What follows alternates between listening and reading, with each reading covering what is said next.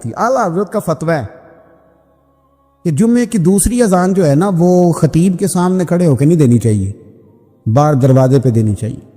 اعلیٰ حضرت رحمۃ اللہ علیہ نا جبل پور چلے گئے، سفر تھا، وہاں آپ کے دو خلفاء تھے، باپ بیٹا، مولانا عبدالسلام بھی خلیفہ تھے، مفتی برہان اللہ ان کے بیٹے وہ بھی خلیفہ تھے۔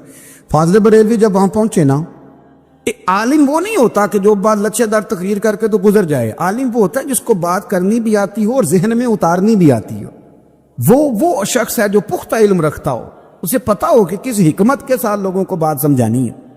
کلم الناس علی قدر عقولہم، اگرچہ مدرسین کی بھی بڑی بات ہے، لیکن ٹھہر ٹھہر کر طریقے سے پیار سے ہمارے بزرگ سمجھاتے تھے۔ اعلیٰ حضرت سے وہاں کسی نے پوچھا جی جمعے کی دوسری اذان کہاں پڑھنی چاہیے، تو اعلیٰ حضرت فرمانے لگے باہر پڑھنی چاہیے۔ آپ نے وہ فتویٰ دے دیا، وہاں جناب لڑائی شروع ہو گئی۔ وہاں لوگوں نے کہہ دیا جناب ہمارے ہاں 40 سال سے ہو رہی ہے، کسی نے کہا 35 سال سے۔ اعلیٰ حضرت فرمانے لگے دین تجربے سے نہیں آتا، دین علم سے آتا ہے۔ یعنی 40 سال تجربہ ہو گیا تو اس کا مطلب ہے آپ عالم ہو گئے۔ دین کا تعلق تجربے سے و علم سے ہے۔ وہ بحث ہو گئی۔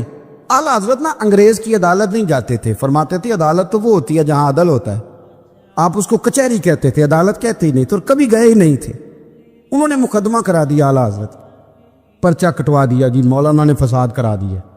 اب وہ جج مسلمان تھا، اس نے ریڈ کر لیا، وہ جو نائب قاصد نہیں، وہ ادری جس کو کہتے ہیں آوازیں دیتا ہے، فلاں بن فلاں حاضر ہو، وہ اعلیٰ حضرت کا مرید تھا۔ آپ نے اسے بلا کے نا تو ساری بات سمجھا دی، وہ سمجھ گیا کرنا کیا ہے۔ جب باری آئی نا اعلیٰ حضرت کی تو جج صاحب نے کیس پہلے پڑھ لیا تھا کہ یہ مسئلہ ہے، مولانا کہتے ہیں اذان باہر پڑھو، تو کچھ لوگ کہتے ہیں سامنے پڑھنی چاہیے۔ اس نے کہا بھی بلاؤ مولانا رضا علی خان ولد نقی علی خان۔